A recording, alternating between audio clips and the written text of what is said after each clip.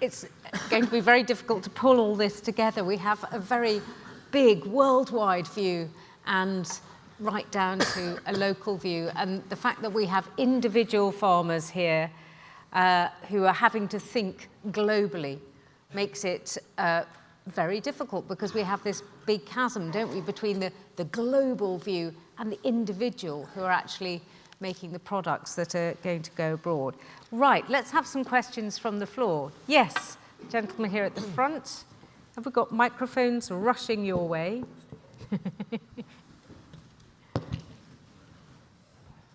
Thank you. Stephen Fell, Yorkshire farmer. George, if, as looks increasingly likely, the Prime Minister's highly unpopular agreement is voted down in the House of Commons, will you and Michael Gove give up on the Project Fear campaign against no deal and look towards the Lockwood sunlit uplands and prepare us for it? Well, look, the default position is that if the Prime Minister's agreement doesn't pass through Parliament in the meaningful vote, and if there is therefore no support in Parliament for that, therefore no withdrawal agreement bill, then the status quo stands. And the status quo stands that the European Communities Act will be repealed at the end of March, and we will therefore come out without an agreement.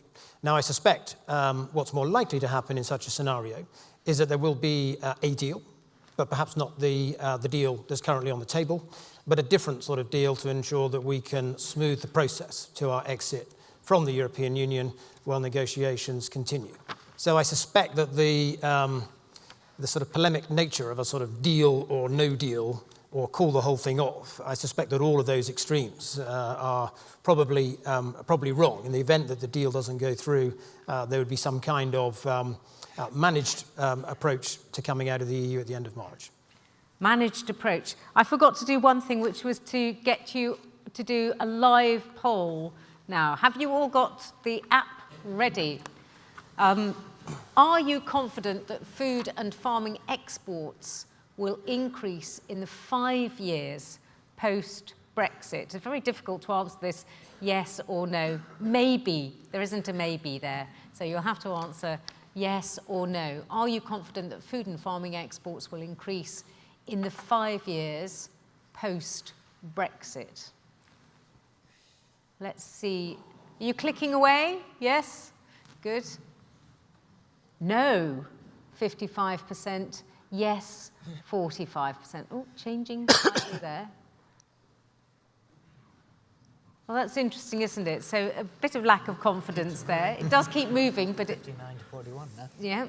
Yeah, but the same. But no coming out on top there. Okay, and our second question before we continue with questions from the floor. What will be the UK's most important market post-Brexit, EU or rest of the world? Considering the fact that the EU is our biggest trading partner at the moment, will that change?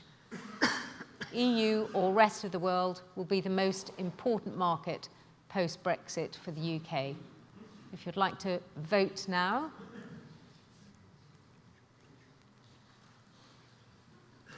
So still relying on the EU. So our trade agreement post-Brexit, absolutely crucial with the EU. Let's take another question from the floor. If it is a question about standards, imports and exports. Yeah, one here, gentleman here. Ian Tremaine.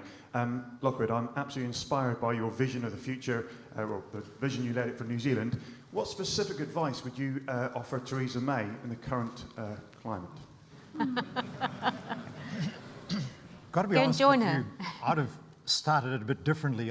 To me, the first big mistake was allowing the EU to insist on sequential negotiations rather than parallel negotiations. Absolutely. How on earth can you decide on your exit deal if you don't know what your future relationship is going to be? Right. But given where we are, I'm very supportive of what George has just said.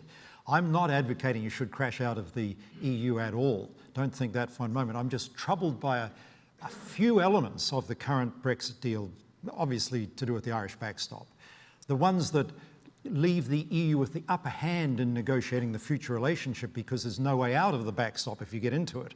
And therefore you give the EU absolute power over that negotiation. And what's more, you can't get out of it because there's no way out of it. So to me, the things that need to be fixed up, any sensible person ought to be able to see that those can be fixed up. And so I'm absolutely where George is. I'd dearly love to see this vote, I shouldn't say this, not succeed. I didn't say that. But no, I realise that, George. But what I'd like to see happen then is a sensible fixing up of just the few issues around particularly the Irish backstop. And then I think you've got an okay deal and a way to work forward. And your relationship with the EU matters. You know, the first thing you do need is an excellent, the world's best free trade agreement with the EU. It ought to be possible. You start from a damned customs union, for goodness sake. When we started negotiating with China, think of the gulf between a New Zealand sort of liberal economy and a communist economy. And yet we succeeded in doing that. It ought to be possible to negotiate an FTA with the EU overnight. Maybe it's easier if you're further apart. George, can I just ask you that question about the backstop, though? Is Sir Lockwood right that really, you know, being held over, having the EU being able to say you're not going to come out of this, you know? I think you have to look at it in the context of the political declaration that sits alongside the withdrawal agreement, which sets out clearly the type of agreement that we want in the future with the European Union, that free trade agreement. And the backstop is what it says. It's a backstop in the event that no other agreement can be reached. But the intention, absolutely, is to have a different type of partnership with the European Union, where we work closely, where we don't have unnecessary border checks, and where we can have a free trade agreement that doesn't have customs anyway, but where we're also free to do trade deals with the rest of the world. And this is not dissimilar to models that already exist. The UK actually created EFTA, the European Free Trade Association, in the late 50s, because in those days there was cross-party agreement that we should not join the European Union because it would, be very bad for agriculture to join the European Union in those days, and also that we're a globally trading country, and thirdly that it would be bad for our sovereignty. So we created EFTA that gave the opportunity for customs-free trade, but also didn't hinder your ability to trade with the rest of the world. Barry Gardiner, very briefly on the backstop. Well, that's why we've been saying, and I heard David Drew on the preamble this morning, saying that the Labour Party's position has been for a customs union in which we have a say in future trade agreements. Because the backstop actually is, if you look at the legal exposition that the government itself has produced, the position that we're in the backstop is actually a customs union. It's not called that, it's called a customs agreement, but legally it's a customs union. Now, we've always said that actually the way through here is to have a continuing customs union. It gets rid of all the problems with the supply chain. It gets rid of the problems of the border in Northern Ireland. And of course, you see, Lockwood and George will come back and say, but of course, it constrains you from doing new free trade deals around the world. Well, actually, if you look at the way in which global trade is going now, and this goes to the first question that the gentleman asked, it's about blocks and it's about power. And the WTO has actually, for all that Lockwood said about it, which I agree with the importance of it, but the WTO is in crisis at the moment.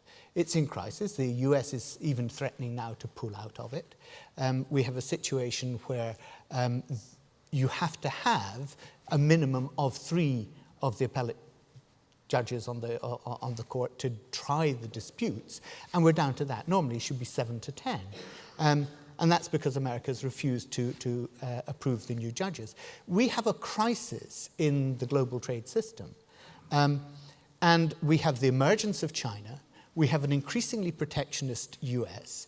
And yeah, New Zealand 40 years ago had the luxury of being a small island in the middle, or actually at the extreme end of the Pacific, far away from everyone. We don't. We are on the very near border with our major trading bloc right next door with us. New Zealand had to do what they did, and I understand what Lockwood was saying. My sister was a farmer in New Zealand. Lockwood put her out of business. You know, she was one of the casualties of the liberalisation of that market, what he called the, what was it, equine urine state of play of the wine industry. You know, we're not in that situation. Our agriculture and our agribusinesses are not as bad as New Zealand's were at that stage. Yes, they needed to modernise. Yes, they needed to innovate. Actually, we're not in that situation, and 44% of our exports and 53% of our trade is with the European Union. That's why 2/3 of you in that poll said that the most important trading agreement post-Brexit would still be with our largest trading partner, which is the European Union bloc. Thank you. And it's critically important that this is understood. If you stay in the customs union, you are better off inside the EU. What would be the worst? I mean, I know a little bit about global trade. I've been involved a bit, right the way through the whole reforms in New Zealand, and I farmed right the way through. If you stay in the customs union, you're better off in the EU. The only way you can win from leaving the EU is to leave the customs union. That is critically important. Forgive me, Barry, it is nonsense to talk about staying in the customs union. You would be a vassal state of the EU. No. It would be a disaster for you. Okay, let's take another question from the floor, please. Yes, gentleman over here behind Minette. Thank you. Yeah, thank you, Chairman. Fantastic performance from Lockwood. Could you say who you are, first of all? John Davis, NFU Cymru President. I represent thousands of farm businesses in Wales who are really, really concerned just at the moment.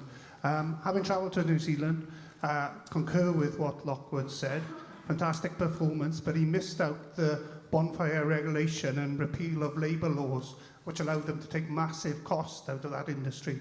I didn't hear much talk about that from George. I heard a lot of opportunity possibly about developing markets. I agree with that. There are some opportunities out there, but I want to hear about how import standards are going to be enforced. That is the key thing for every business in Wales. What standards will imports be subject to? Will they be the same as ours? Yes or no, please, George. Thank you very much. George, standards of imports. Yes, we just need to insist that they're the same as ours. And I know Barry Gardiner, in his opening speech, you can really caricature it as saying, should we do what the Europeans tell us or should we do what the Americans tell us? And I think the conclusion of the referendum was that we're done with being told what to do by other countries. We actually should do what we want. And the idea that this is impossible is a nonsense. We currently are in the closing stages of a negotiation with the United States to get market access for our beef. And get this, as the two final sticking points, where the Americans said they have a different test for E. coli. They have 7 different tests rather than a single test. We think that's unnecessary. They have a bigger problem with E. coli than we do. But nevertheless, we said, well, if that's what you want, then fine, we will insist that those who want to supply you will have to do your test. They also have a rather bizarre thing that when livestock arrive at the abattoir, a vet has to tick a box and sign a form to say that he's watched each animal walk in one direction and then walk back in the other direction to prove that it's not lame. We have a more subjective test by the OV when they arrive just to check there are no obvious problems. Again, we think it's totally unnecessary what the US has, but they said, well, that's what we need you to do if you want to supply our market. So we said, yes, okay. Now, the bottom line here is, the general principle is that if you want to access an overseas market, you should abide by the rules and customs of that market. And it's frankly bad manners to suggest otherwise. So when countries like the US or even New Zealand or Australia say we want you to change your regulations so that we can send our products to your market, we just say no. New Zealand already produces lamb to about 4 or 5 different regulatory specifications because it's a requirement of the markets they seek access to. We might just need to add one more for Lockwood's lamb producers if they want to access our market to say you have to abide by British standards. So this is entirely doable. Those who say we can't do it are people who, frankly, I think have been cowed by decades of EU membership where we've just been told what to do by Brussels. And now that we're not going to be told what to do by Brussels, some people say, whoever will tell us what to do now, maybe we should see what the WTO have got to say or see what the Americans have got to say. No, it should be what we have to say, and we should just set our standards and hold people to them. even if that means not getting a trade deal? Yes. So can you guarantee me my business will not have to compete with hormone treated beef in the future? Right, so the question was, the follow-up was, can you guarantee that his farmers won't have to compete with hormone-treated beef imports? Yes, the ban on hormone-treated beef comes across in the EU Withdrawal Act. It's there. It would require legislation in Parliament in order to repeal that.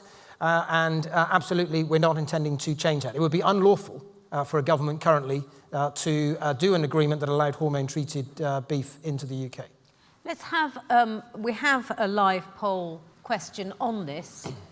So it'd be interesting to gauge your views on this. And in fact, actually, it's number 4, not number 3, it's number 4. So should we just go on to the next one? Thank you.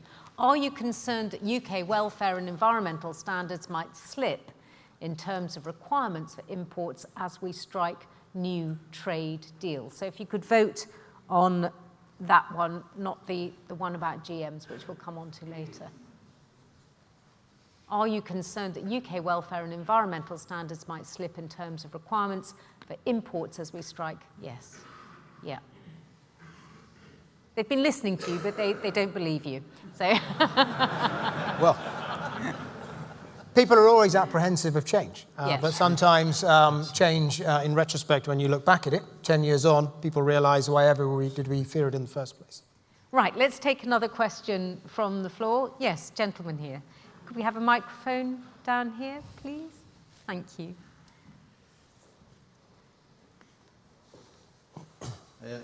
Ian Marshall, Queen's University Institute for Global Food Security. I'm a senator in the Irish government. The question I'd like to ask the panel, and I've listened for 2 days about this word of opportunity, and it's been bandied about everywhere about these opportunities.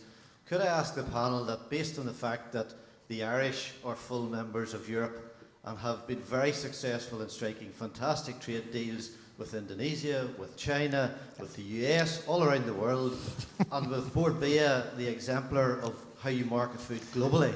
Exactly. Why do we think that we've talked for 2 days about opportunities that will exist in the future that don't currently exist at the moment?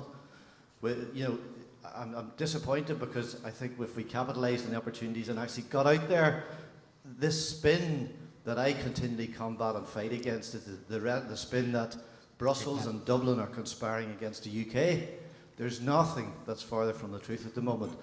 Dublin and Brussels are our nearest neighbours, our biggest partners for trade, for business. We're much stronger within, and we maintain our position as the 5th largest economy within the European Union. Thank you very much indeed. Barry, I'd like to take this first. Look, I just want to applaud you for saying it, because there's this myth that trade depends on free trade agreements. It doesn't. We do trade, as many of the levers have pointed out, all around the world anyway.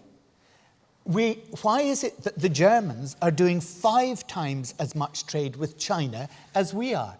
It's not because they have a free trade agreement with China.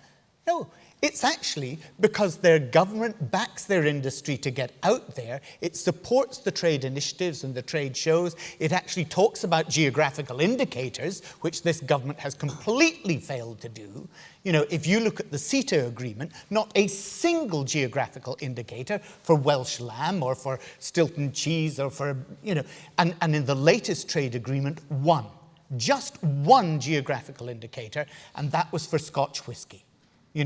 So it's not impossible to do trade while still being part of the EU, and we can do trade a heck of a lot better, and we need a government that will actually put that energy into encouraging our farmers, our food businesses, our exporters to get out there into the world and do it a hell of a lot better than they have been. I absolutely agree with you. George. Well,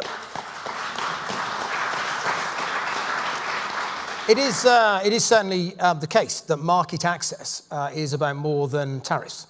And in fact, in the food industry in particular, and primary goods such as meats, those SPS issues are probably the most difficult barrier to get through.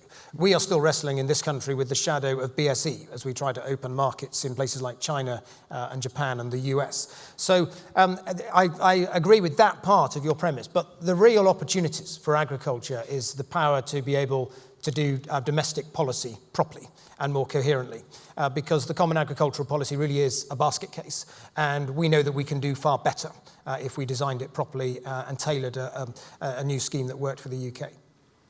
There's one point here from the app. New Zealand is in trade agreement with Australia, more closely aligned with ASEAN. That's the Asia, isn't it, trading group. So isn't New Zealand drifting towards EU-like membership? And you do work in blocks, as you said, arrange the bigger blocks of trade. Anna, what's critically important is, I mentioned the different pillars. They all must be building blocks towards multilateral agreements, because, to go back to the previous question, while you can do some trade with various countries, what you cannot do is get special deals on tariffs access to those countries, because that's contrary to WTO rules. The MFN tariff rates cannot be broken just because they might like Dublin. You can't do that. You've got to enter into a free trade agreement that covers substantially all of goods to be able to get lower tariff rates. So, I think the critically important thing is to make sure that bilateral FTAs, regional development, plurilateral developments, unilateral work, all build towards a coherent approach to global trade liberalization. The greatest power raising people out of poverty globally has been trade liberalization in the last 30 years. It is, since the Uruguay round, it has just had a profound impact.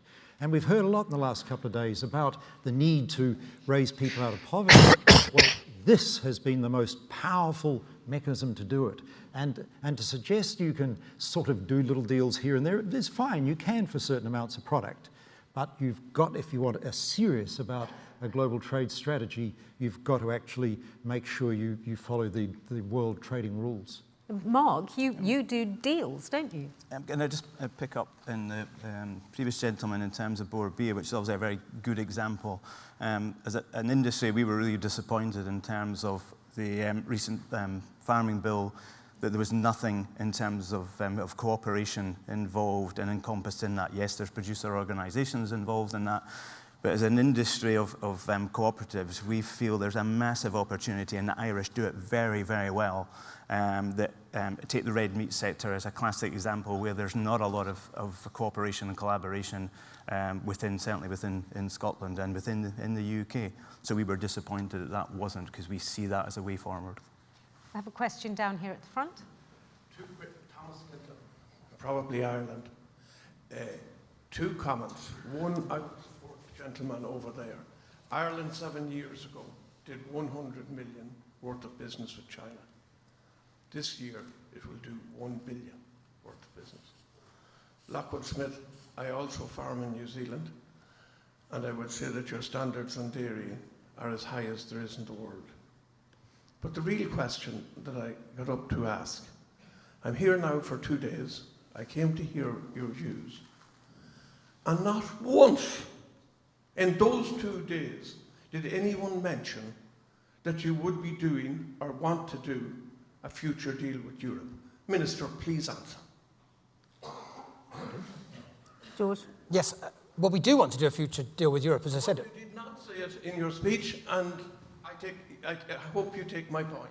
Well, I think the Secretary of State yesterday, if you were here, talked at great length about the importance of an agreement with the European Union.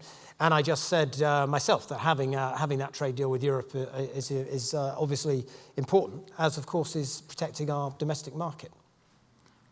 Anna, I specifically mentioned, I said the first bilateral agreement you need is the world's best agreement with Europe. All right, let's take a question from Twitter. It can take 5 years for a free trade deal to be negotiated. So what happens between March and an FTA being completed? 5 years. I mean, some of your deal, how long did it take for some of your New Zealand deals? I mean, we're Depends looking on the now deal.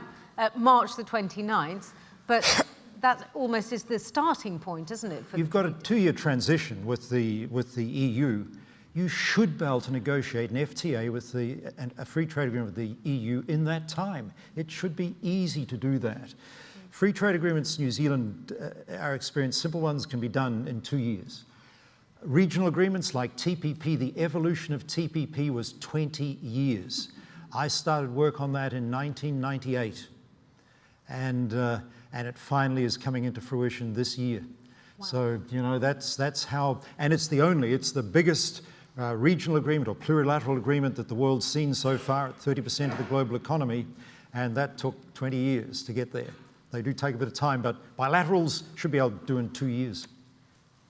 I just want to say that prenuptial agreements are usually much more simple than divorce settlements. So it depends on the sort of agreement that we're trying to do. At the moment, we're actually coming out. And that means that the tension is ratcheted up. The fear is ratcheted up, I think, on both sides about undercutting in each other's markets. And the idea that we will be able to do a quick free trade agreement, in principle, yes, we start with alignment of our regulatory standards, but I think in fact it's going to be much more difficult to do that agreement than we might otherwise think. Let's take another question from the floor. Gentleman here.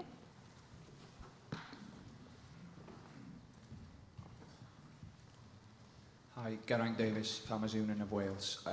So Lockwood, I hope you can answer this question for me, because I've kind of gotten fed up of asking it to different civil servants and government representatives. We are looking at, being a Welsh farmer and the English farmers especially as well, they're going to be looking at public money for public goods. And how can those work within the minefield of the WTO rules? I can see them there in writing, but the legality of how we can go about them isn't that clear. And do you think the government have concrete backing to be able to deliver it? I'm pretty confident that the government is going to be legally able to deliver those. I mean, so long as the policy is transparent, that it's clear what the public good is that is being paid for. And you do have public goods here that we don't have in New Zealand. One example is here in many parts of the UK, public access to your farms is an expected right of the public. We don't have that in New Zealand. No one can walk onto my farm, but in many parts of Wales, people do expect to have public access to your farms. That costs you money to maintain that. That is a public good, and I see no impediment within the WTO to you being paid for providing that public good. And so I'm pretty comfortable about that. I don't see that being a problem. Would that be your view, George? Yeah, there's no problem at all. So I'm sorry if you don't feel you've had a straight answer from people on it. So the majority of the new environmental land management scheme would be paid through what's called blue box within WTO rules, in which there are no limits. You're able to just make those payments because they're not market distorting. Some of the public goods that we've legislated for, or in the process of legislating for in the Agriculture Bill, include things like animal welfare. So we are making opening the potential for payments for higher animal welfare outcomes. That is something that the WTO is less familiar with. Yeah. So we also have the option of amber box, which is around £3 billion, £3.5 billion, I think, for the UK, which we are very clear we're willing to use in order to allow those types of policy innovations that the WTO might not currently provide for. Barry, you'd like to say something? I think the important thing that George has just mentioned is actually about whether the subsidies are market distorting. And I call them subsidies. Last night, when we were talking about profit in the debate and the importance of pursuit of profit rather than public goods, I thought it's very interesting. If you look at the average profit on a UK farm, it's £37,000 a year. That's the mean average. Now, you're the rich farmers, I know that, because you're here, you can afford to pay the £295 registration fee and so on. So you're the upper end of the mean. But actually, the median average profit is £20,000 a year. £20,000 a year. And of that profit, 61% at the moment is coming from subsidy. 61%. So I think when we talk about pursuit of profitability, many businesses are actually dependent to make their living, to make their profit, on the 61%. Actually, in some, in livestock, that can actually be up to 90%. 90% of your profit is coming from that subsidy.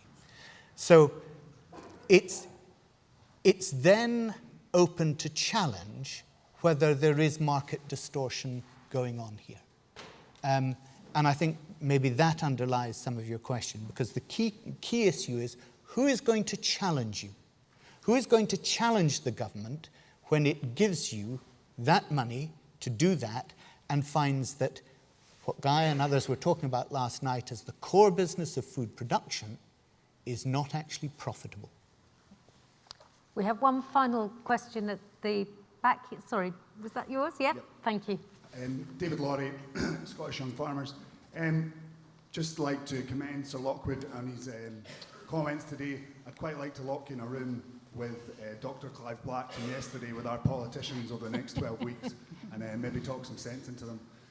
But having visited New Zealand, and I think it's been clear there as well from our Irish speaker there, one thing I found was the industry was much more market driven. There was a focus on market, they know exactly what they're growing because they know exactly what they want. And is there an argument that in the UK, as an industry, not just farmers, but policy and our market requirements, we are not market driven enough, and that is going to be our hindrance going forward, that we should be more market driven and we should focus on that going forward, and that would be the success which has worked in these other countries. If you couldn't quite hear that, that was a question about UK farmers have to be more market driven. Let's have a comment from all of you just to finish up. More market driven. It's actually quite difficult though, isn't it? We're talking about individuals with individual family businesses often, but we're talking about global trade. So as I said at the beginning, there's a big gap there, but should... Well, I'd like to finish on a more confident note, because we're all too ready to talk ourselves down. Answer the question first. Well, I will answer the question. For some farmers, they will want to become more market-driven. But I would argue that in most sectors we already have some of the most competitive and most talented, technically proficient farmers in the world. If you look at virtually every sector of British agriculture, the top 30% of farmers can hold their own against anyone in the world, including, by the way, the sheep sector. I often say to sheep farmers, we should not get spooked by a sort of New Zealand hacker dance around our ability to compete with New Zealand. New Zealand, long before they fill their tariff rate quota to come into the UK, find they can't compete with British producers and find alternative markets in the Middle East are more attractive to them. So we mustn't talk ourselves down. We have some of the most technically proficient farmers in the world. If we could bring the lower 30% up to something closer to the top 30%, we would actually transform agriculture in this country. Maybe they need a bit of help doing that, though. And that's why we're offering them help through our agriculture bill, which makes explicit provision to support investment in productivity and to support restructuring as well. So Lockwood, more market-driven. The gentleman put it as well, better than I could put it myself. New Zealand farmers didn't used to be market-driven. They used to be more like UK farmers, focused on what the government was going to do next in terms of payments to them. The whole focus was on the government subsidies. If you want to see a greater focus on the marketplace and the kind of products the market wants, you won't achieve that while subsidies remain a significant part of the industry. Farmers in New Zealand didn't want to get rid of the subsidies originally. The biggest protest I've ever seen outside the New Zealand Parliament took place a week after it was announced that the subsidies were being wiped. Today, not one, well, you might find one or two, but not many want to go back to those days of subsidies. That is what distorts, that's why you don't get innovation. A lot of them did go out of business. No, a lot didn't. In fact, Barry mentioned his sister going out of business. 1% of farmers were forced out of business when the subsidies were wiped. It was expected up to 1 in 5 might be forced out. It turned out 1% were forced out, and over the next 5 years, a further 4% left, a total of 5% left farming.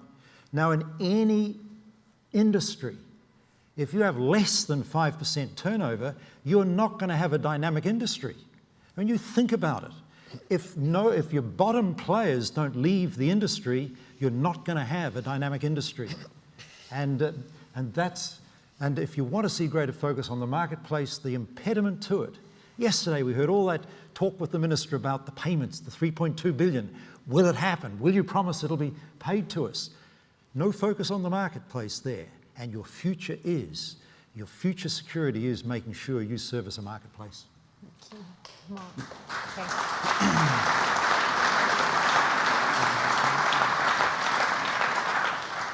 I think, David, a very valid point.